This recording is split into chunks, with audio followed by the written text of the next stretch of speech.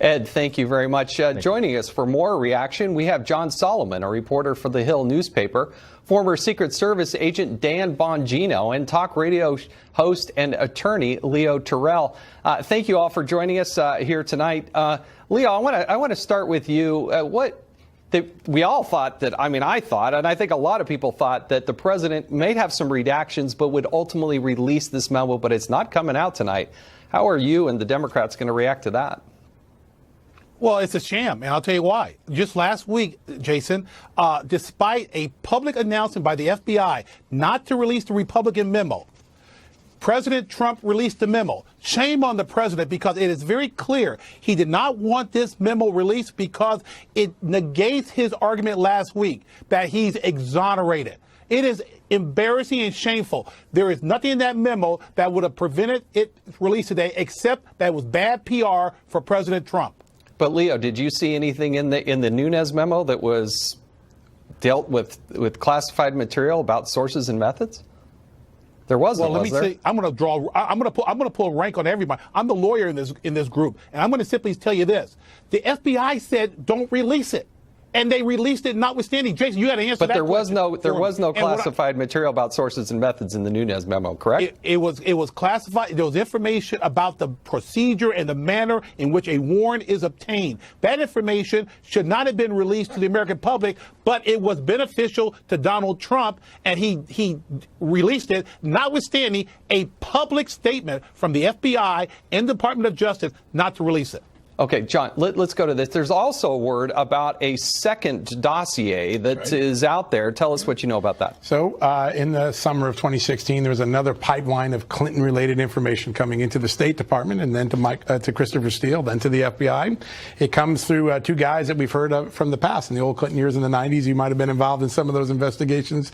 Cody Scherer, private eye, hung around the Clintons a lot. And Sidney Blumenthal, one of their closest friends, kind of their eye spy inside the Clinton campaign.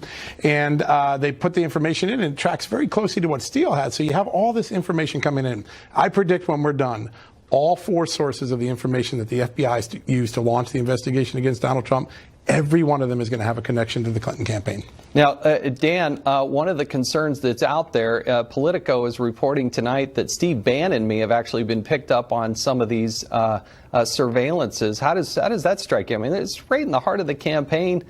And they've also got now Steve Bannon, according to Politico, that they were spying on as well. Well, Jason, we know two things right now, despite that interesting little opening by Leo there.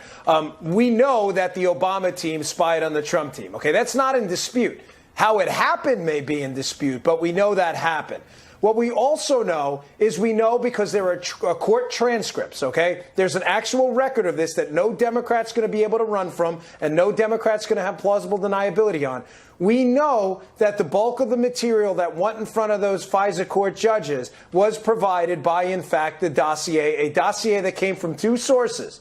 Russians who passed it through Christopher Steele and Clinton campaign associates. All the Democrat memos in the world aren't going to change those two simple facts. Full stop. You know, that's simple. That's classic talking points, Dan. You know, FBI gets their information from all different sources. The bottom line is this. Let me take a page out of Jason. Let me get a page out of. Wait.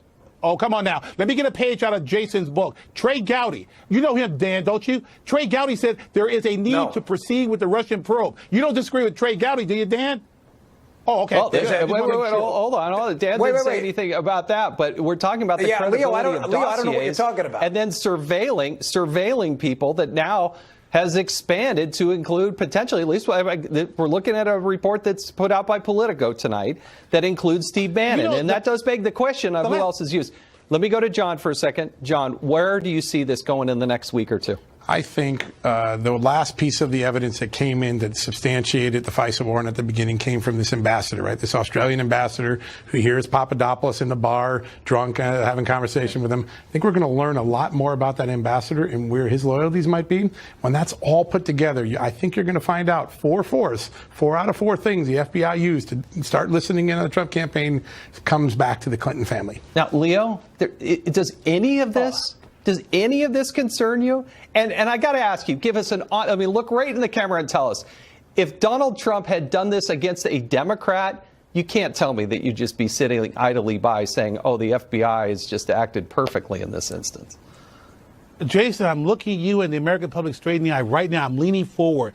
Donald Trump is basically attacking every institution in the American government that he controls. The CIA, the FBI, Department of Justice. You want me to drink that Kool-Aid and believe that the FBI, the entire governmental security agencies are against Donald Trump? You want me to drink that Kool-Aid today on national TV? You believe that, Dan? You believe that the entire Secret Service, Okay, let's the give Dan a chance to respond here, because I'm just listening to you babble.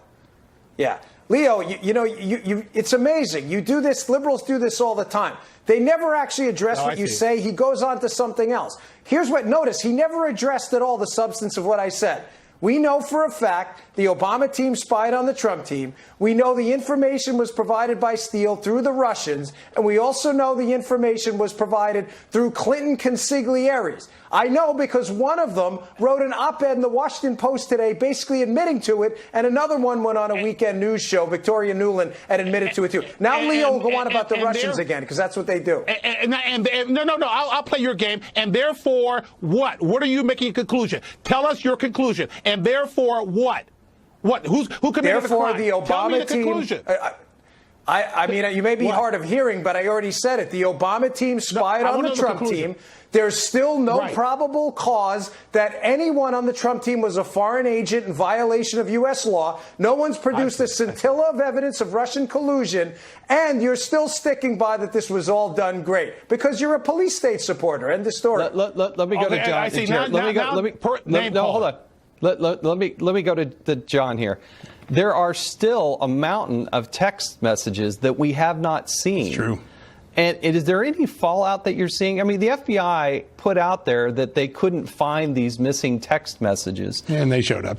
Only to have the Inspector General, I think it was less than 48 hours, go and find them. That's right. Yeah, I think the Inspector General's report in March will be one of the most seminal moments in this whole thing.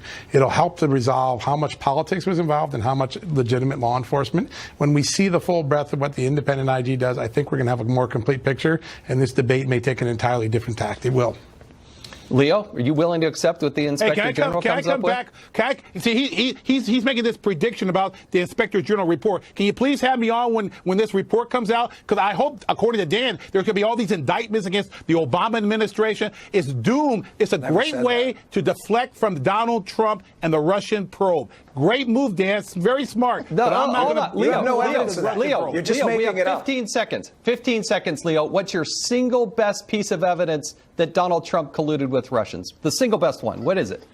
Nothing. Best piece of evidence, I'll use the Trey Gowdy approach. A couple of Russians were meeting with Donald Trump. Trey Gowdy? Trey Gowdy? Trump Tower. He's got nothing. I know. I'll use the same one that he used. This is funny. The Trumps meeting with the Russians at Trump Tower.